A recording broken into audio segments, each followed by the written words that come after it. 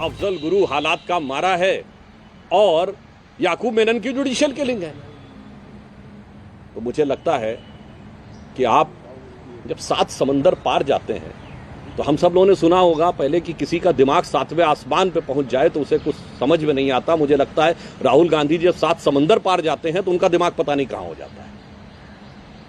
जो दीवार पे लिखी इबारत की तरह साफ है वो भी अगर उन्हें समझ में नहीं आए तो मुझे लगता है कि ये भारत की सबसे पुरानी पार्टी के तथाकथित सबसे युवा नेता के लिए की बुद्धि के ऊपर सबसे बड़ा प्रश्न चिन्ह है। और दूसरा मैं एक और बात भी कहना चाहता हूं, आप तो वहां गए ना जिसको आप कहते थे so called defenders of democracy. Bar bar Congress party ये कहती है कि साहब ये विषय नहीं, मुद्दे की बात करो, अर्थव्यवस्था की बात। तो एक बार ये भी बोल देते कि जिस सिलिकॉन वैली में जाके आप बैठे वहां सिलिकॉन वैली बैंक बैंकरप्ट हो चुका है पिछले दिनों में। अमेरिका में रेट ऑफ इन्फ्लेशन क्या है? पिछले 30-40 सालों में सबसे ज्यादा है, 5% के आसपास है। लेटेस्ट देखेंगे तो 4.95 है। भारत में अभी भी लास्ट रेट ऑफ इन्फ्लेशन 4.7 है, ग्रोथ रेट हमारी 7.2 है। ये भी बता देते कम से कम ईमानदारी से जो आप कहते हैं। और मैं ये भी बताना चाहता हूं अमेरिका में स्थिति ये कि वहां भुगतान का संकट भी है। और नवंबर 2021 और शायद डेट है 21 नवंबर, आप लोग चेक कर सकते हैं जाके, व्हाइट हाउस की प्रेस रिलीज देख लीजिए। उन्होंने स्ट्रेटेजिक ऑयल रिजर्व खोले कीमतों को कम करने के लिए। उसके बावजूद मोदी जी के नेतृत्व में भारत वर्तमान परिस्थिति में सबसे बेहतरीन ढंग से चल रहा है। मेरे विचार से सबसे अधिक विदेश भ्रमण करने वाले नेता को यह तो भी बोलना चाहिए था कि भारत IMF के अनुसार और अभी लेटेस्ट ग्रोथ रेट के अनुसार सबसे बेहतर स्थिति में है। परंतु क्या कहा जाए, न अर्थव्यवस्था का ज्ञान है न राजनीति का ज्ञान है। केवल दिल में भरा हुआ भाजपा और मोदी जी नहीं, भारतीय संस्कृति के प्रति एक अवमानना का स्थान है। इसीलिए जितनी भी बातें हम लोग पहले बताते हैं या प्रधानमंत्री जी ने कहा कि भारत मदर ऑफ डेमोक्रेसी है, तो कभी ये भी बोला होता। कभी आप राहुल गांधी जी की किसी स्पीच में देखिए जिसमें उन्होंने कहा कि India is the mother of democracy.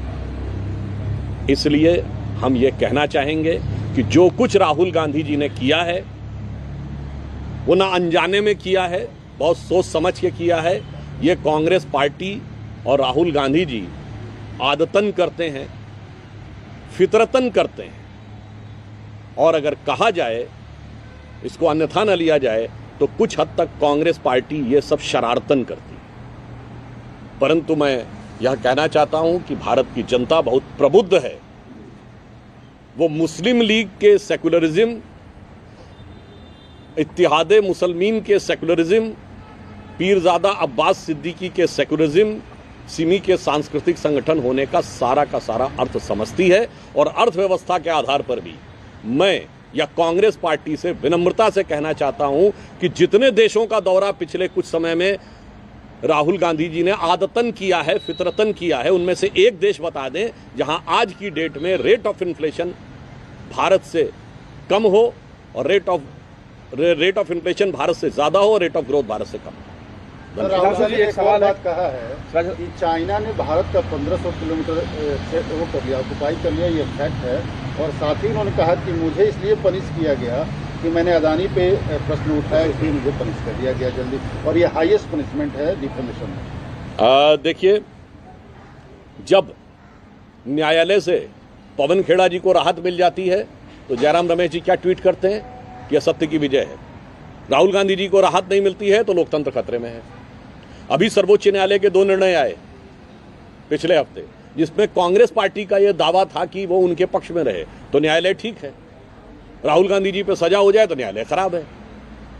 अगर आप चुनाव जीत जाते हैं तो लोकतंत्र खतरे में नहीं है।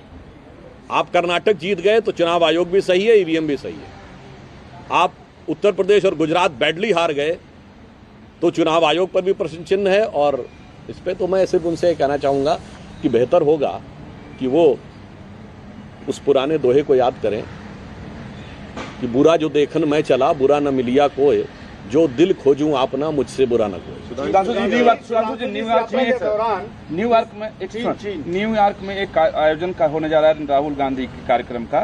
उसमें तमाम ऐसे संगठन और लोग जुड़े हुए हैं जो भारत विरोधी लॉबी के हों और पाकिस्तान के आतंकी संगठनों से सीधा उनका संबंध है, जैसे मस्जिद अल वली का है, दारुल इस्लाह का है, तजीम अंसारी, ऐसे लोग उसके व्यवस्थापक हैं।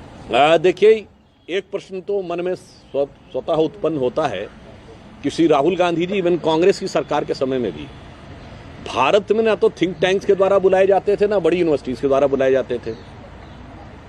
ये विदेश में ही उनको कैसे बुलाया जाता है, यह प्रश्न मैं दर्शकों के और देश की जनता के विवेक पे छोड़ता हूं। यह बात बहुत साफ समझ में आती है, ये यदि आपको अपना ज्ञान उद्भासित करने के लिए भारत के संस्थान नहीं बुलाते, और हमारी सरकार छोड़िए, जब आपकी सरकार थी तब भी नहीं बुलाते थे, तब भी आपको कभी नहीं दिखेगा कि वो किसी भी प्रकार का जाकर विचार व्यक्त करते हैं।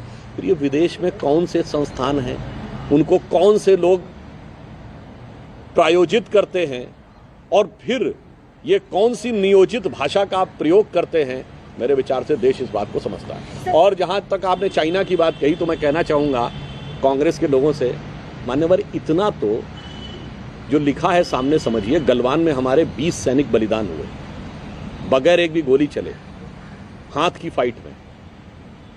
आप कभी कल्पना कर सकते हैं 20 लोगों की मृत्यु हो जाए हाथ गुत्थम गुत्था वाली फाइट में, और दूसरी तरफ से एक भी व्यक्ति घायल ना हो।